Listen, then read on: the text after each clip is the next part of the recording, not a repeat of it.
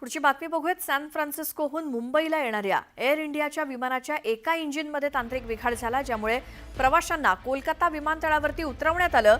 Flight AI 180 च्या डाव्या इंजिनमध्ये तांत्रिक बिघाड झाल्यामुळे ती उशिराने आली आणि सुमारे 5:20 सर्व प्रवाशांना विमानातून उतरण्यास सांगण्यात आलं। प्रवाशांच्या सुरक्षिततेसाठी हा निर्णय घेण्यात आला। एअर इंडियाचं विमान AI 180 हे वेळापत्रकानुसार सॅन फ्रान्सिस्को विमानतळावरून निघालं होतं, पण जेव्हा ते रात्री 12:45 कोलकाता विमानतळावरती पोहोचलं तेव्हा त्याच्या डाव्या इंजिनमध्ये तांत्रिक बिघाड झाला। त्यामुळे सुरक्षिततेच्या दृष्टीने सर्व प्रवाशांना विमानातून उतरवण्यात आलं। सॅन फ्रान्सिस्कोहून मुंबईला निघालेलं हे विमान होतं, मात्र डाव्या इंजिनमध्ये बिघाड झाला, त्यामुळे कोलकाता विमानतळावरती सुरक्षिततेच्या दृष्टीने या सर्व प्रवाशांना उतरवण्यात आले। एअर इंडियाच्या विमानात तांत्रिक बिघाड झाला आणि त्यामुळे हे विमान मुंबईला येण्याऐवजी कोलकातापर्यंतच थांबवण्यात आले।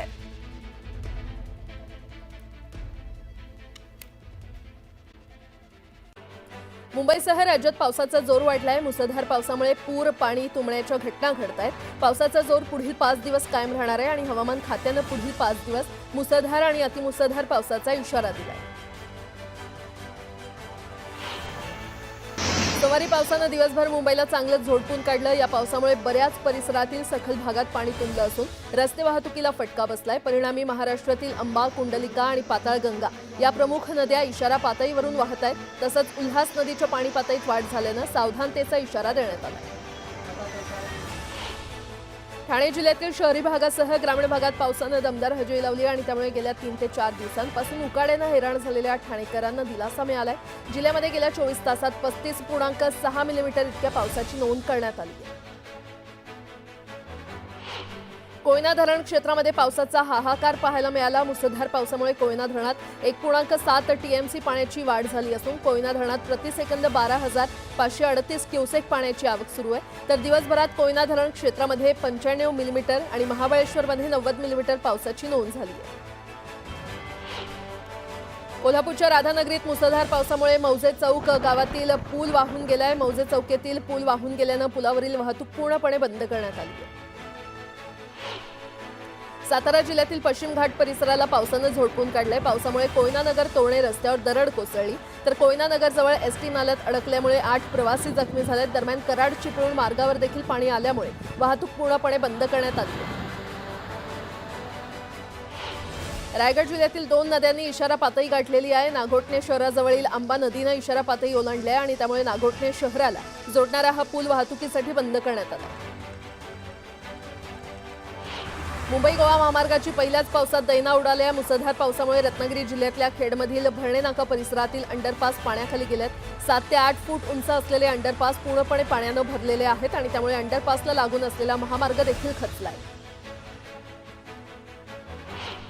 मुंबई गोवा महामार्गावरील कळमणी येथील रस्ता खचलाय। वाळंजवाडीतील ओढ्यावरील पुलाच्या दोन्ही बाजूच्या कठड्याला तडे जाऊन रस्ता खचू लागलाय आणि त्यामुळे मुंबईकडून गोव्याच्या दिशेनं जाणाऱ्या वाहतुकीला धोका निर्माण झालाय। संगमेश्वर तालुक्यातील मागजन बाजारपेठेतील पाणी 1.5 ते 2.25 फुटानं वाढलं। सद्यस्थितीमध्ये बाजारपेठेत 5.5 ते 6 फूट पाणी असून व्यापाऱ्यांचं सर्व सामान दुकानांमध्ये अडकलं, तर गड नदीचं पाणी बाजारपेठेत शिरल्यानं व्यापारी हवालदिल झाले।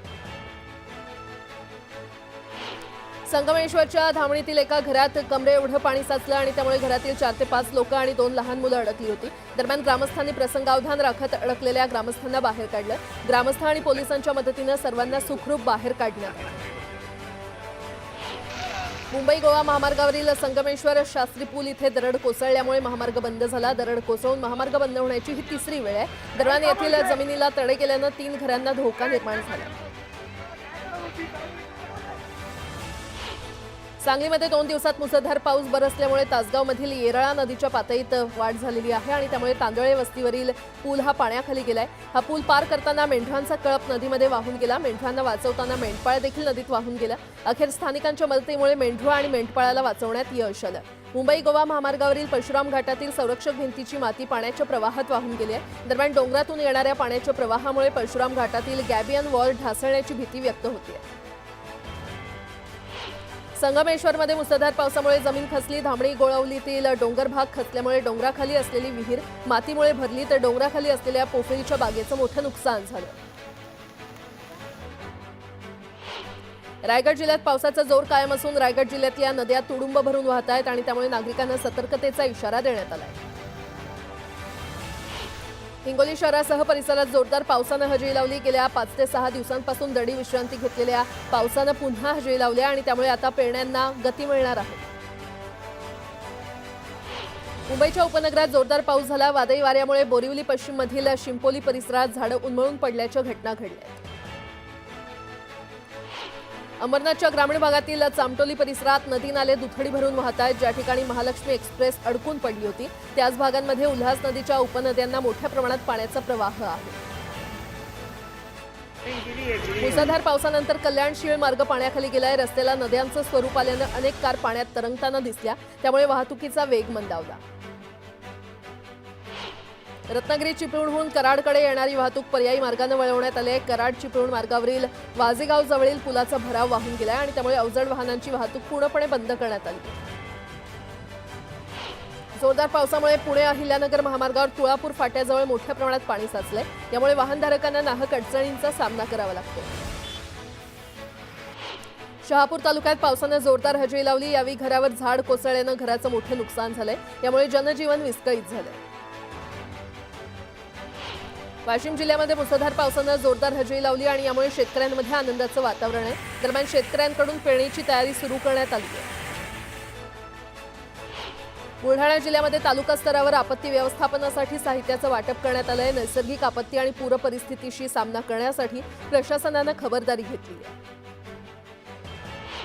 ठाणे महानगरपालिकेला स्टेम प्राधिकरणाकडून होणारा पाणीपुरवठा अत्यावश्यक दुरुस्ती कामामुळे बुधवारी 18 जून 2025 रोजी सकाळी 9 ते गुरुवार सकाळी 19 जून 2025 रोजी सकाळी 9 वाजेपर्यंत बंद राहणार आहे. त्या काळात ठाण्याच्या काही भागात 12 तास पाणीपुरवठा बंद असेल.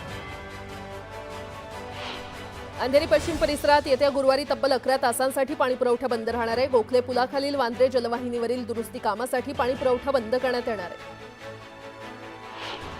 जळगावच्या नांदगावात झालेल्या वादळी पावसानं अनेक शेतकऱ्यांच्या शेतीचं नुकसान झालं. नांदगावात 4 एकर क्षेत्रावरील केळीची बाग उद्ध्वस्त झाली. यामुळे शेतकऱ्याचं लाखो रुपयांचं नुकसान झालं.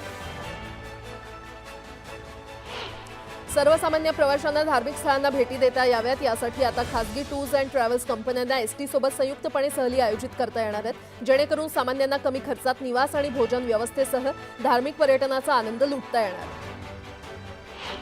भारताच्या शहरी आणि ग्रामीण भागात तरुण वर्ग तसंच महिलांच्या बेरोजगारीच्या दरात वाढ झालेली आहे. शहरी तसंच ग्रामीण भागात 15 ते 29 वर्ष वयोगटात बेरोजगारीच्या दरातील वाढ ही 17% गेली आहे. केंद्र सरकारच्या सांख्यिकी आणि कार्यक्रम अंमलबजावणी मंत्रालयानं बेरोजगारीच्या दराची ताजी आकडेवारी प्रसिद्ध केली आहे. पुणे महापालिकेच्या निवडणुकीसाठी प्रशासनाकडून प्रभाग रचना केली जाणार आहे आणि त्याचवेळी कोणत्या पक्षाला कोणत्या माननीयांना ही प्रभाग रचना सोयीस्कर होणार अशी ही चर्चा रंगलेली आहे. आयुक्त नवल किशोर राम यांनी अशा चर्चांना मी थारा देत नाही. शासनानं ठरवून दिलेल्या नियमानुसारच प्रभाग रचना होईल. यात राजकीय हस्तक्षेप होऊ देणार नाही अशी स्पष्टोक्ती दिलेली आहे.